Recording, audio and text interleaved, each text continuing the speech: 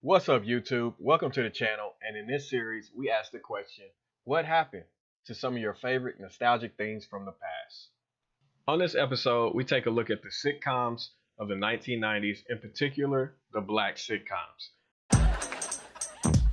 Now this is a story all about how my life got flipped, turned upside down, and I'd like to take a minute, just sit right there. I'll tell you how I became the prince of a town called Bel Air.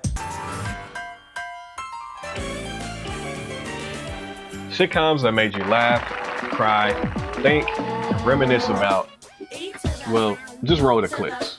Hey, since both are just symbols of Jesus, a black family should have a black symbol. If mama sees that there, she gonna kill you. Jesus may have your soul, but mama gonna have your behind.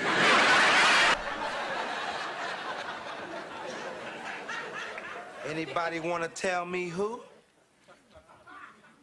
Come on now. Don't you all speak at once.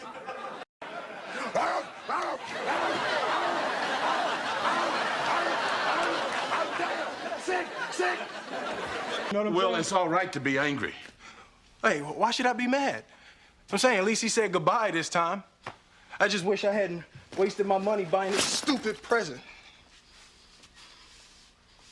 I'm sorry. If there was something that I Hey, could you know do. what? You ain't got to do nothing, Uncle Phil. Hey, ain't like I'm still 5 years old, Ain't like I'm gonna be sitting up every night asking my mom, when's daddy coming home, Who needs him?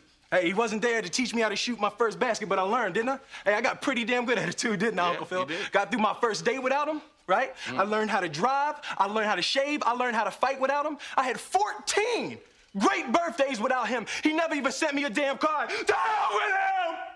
Powerful moments like this is what the 90s sitcoms were remembered for. You could say the 90s leading into the 2000s were the last of the sitcom era. During the 90s, we saw a great number of black television shows across the top networks. Some channels had dedicated nights. The new WB Sunday night is all comedy, headlined by veteran comedy performers. Feature film star Jamie Foxx returns with the stars of the Kings of Comedy Tour, the quality comedies that cross over to mass audience appeal. Brand new episodes Thursday. My favorite show, hands down, was The Wayans, starring Marlon and Shawn Wayans.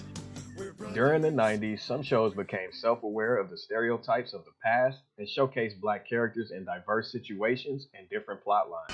You can put your hands down, Jazz. No way. Dude's got a gun. Next thing you know, I got 6 warning shots in my back. Hey, well, don't judge me, all right? At least I'm getting paid. Son, you think of what you're doing to our people. They're putting that junk in their systems. Pop, I'm just giving them exactly what they want. You understand? If they don't get it from me, they just gonna get it from someone right down the street. Besides, the kids love it. You sell it to the kids? Oh, Lord, not the babies! Sitting down on one night during the week to watch one show at a certain time with the family was a highlight of the week. But let's rewind to the glorious 1970s when the black sitcom was birthed.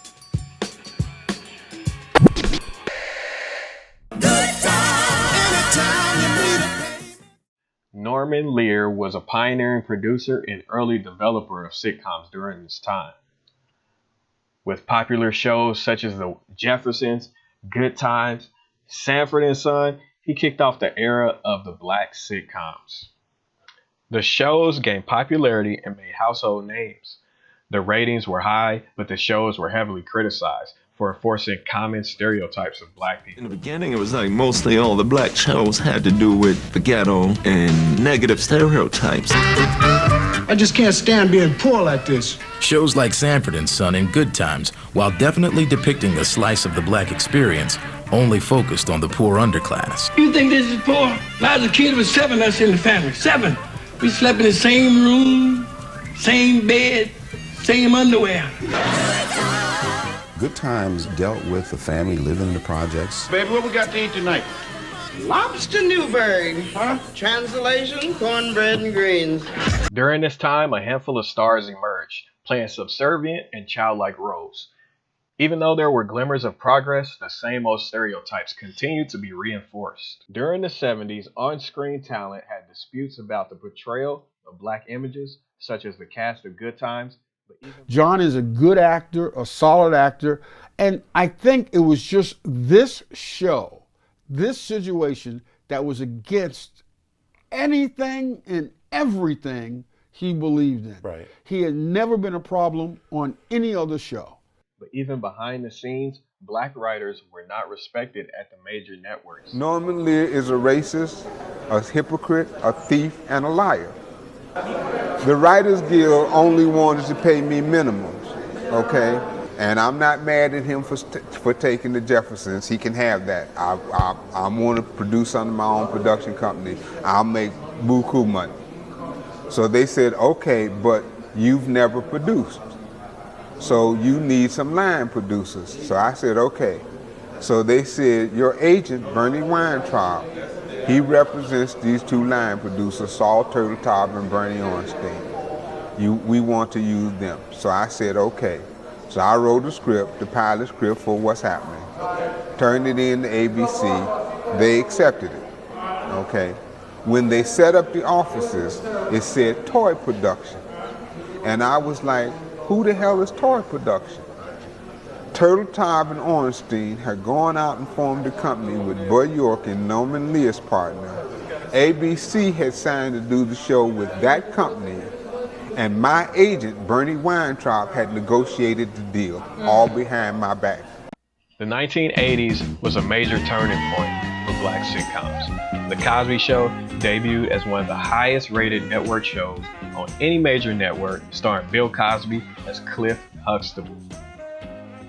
The Cosby Show broke previous stereotypes and portrayed a middle-class black family living in New York with two successful parents with 4 kids. The show tackled common family problems and themes with comedy that appealed to black and white audiences.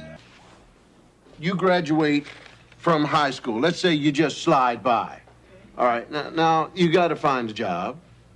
Now, what kind of salary do you expect for a regular person? $250 a week. $250 a week? Yeah. Sit down. I'm going to give you $300 a week. Yes, indeed. $300 a week, $1,200 a month. All right? Great, I'll take it. Yes, you will. And I will take $350 for taxes. Whoa. Huh? Yeah. Now, because, see, the government comes for the regular people first.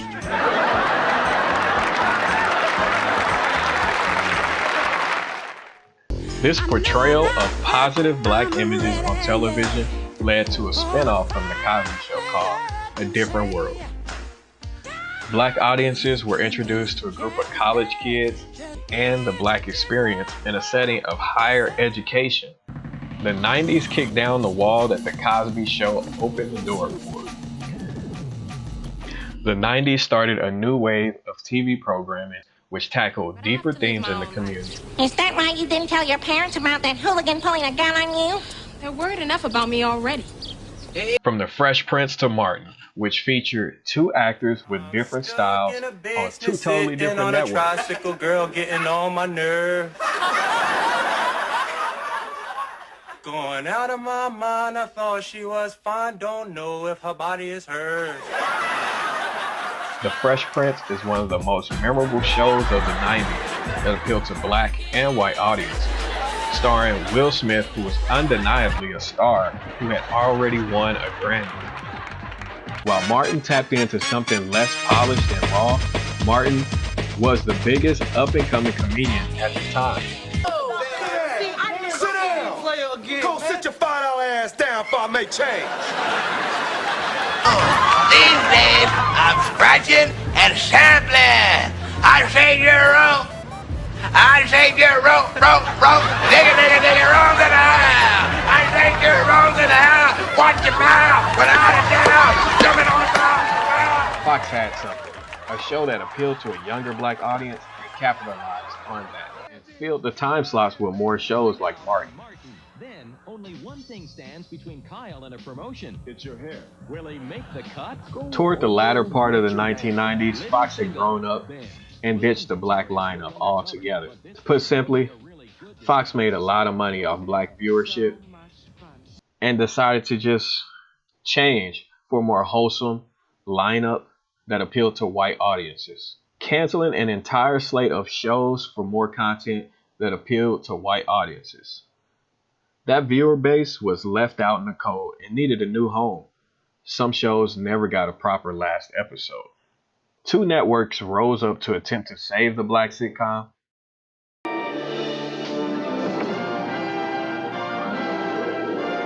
Kellner, one of the forces who created the Fox network, is in charge of the new WB network, and he's going after the big guys. We're going to be very aggressively attacking the 18 to 49 demographic that ABC goes after and that Fox goes after, and our shows will just be different. Jokingly calling it the Bugs Bunny Network, but this is more than just cartoon funny business. This is fierce competition. Remember, Paramount is planning to launch a network. You want action, you want adventure, keep it right here. We like to tell us more. We like to tell us more. What more do you need to know? UPN, the United Paramount Network, coming January 16th. Look for it. UPN and the WB.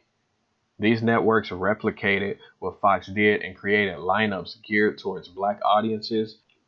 So who killed the black sitcom? This was the last of a dying breed.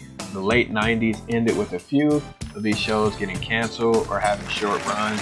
Some shows never got that final episode, the Wayans being one of them. And by the 2000s, a new brand of TV emerged, the reality show.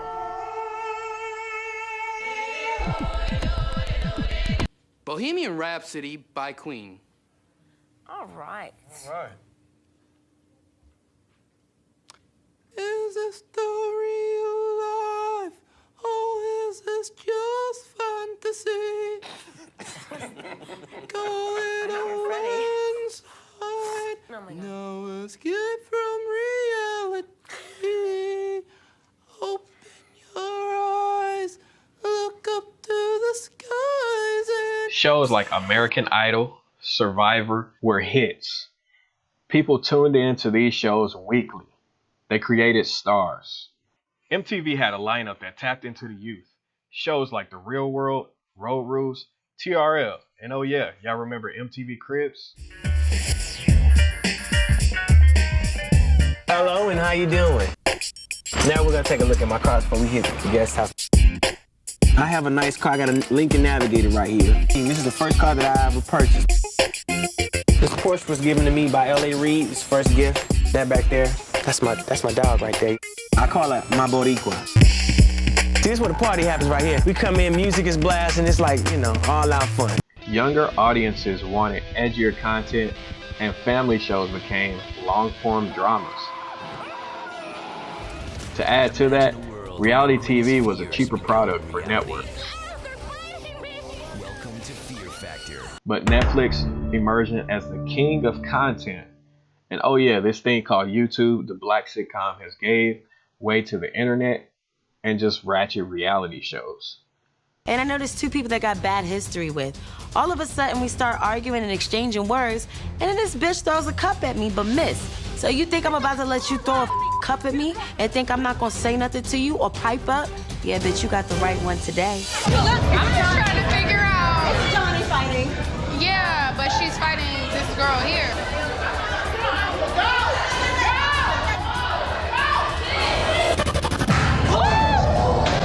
Don't forget a handful of scripted shows like ATL, Insecure, and Power still gain large followings because they mix comedy, drama, and they're pretty entertaining.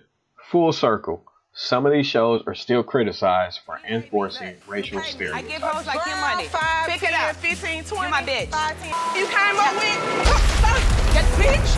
You get this bitch out. Get this bitch out of here. Yeah, that's right, bitch. You know what it is. Get that bitch out of here. I run you out of Atlanta like Cindy did in Miami, bitch. In conclusion, you could say the black sitcom isn't completely dead. Some words are a no-no, but Wednesday, September 23rd, Blackish dares to go there with one shocking word. Begged him to go with the radio edit. Blackish premiered on September 24th, 2014 to 11 million viewers on ABC. You have to mention Tyler Perry and the machine he's created down in Atlanta, but you can definitely see the steep decline from 15 shows to 6 during the 1997 to 2000 run. Abrupt cancellations and short runs on networks as the end of an era. Hey, thanks for watching this episode. This is a series called Whatever Happened To. Join me on the next episode where we talk about the Wizard of Oz theme park. Don't forget to like and hit the subscribe button. Stay tuned.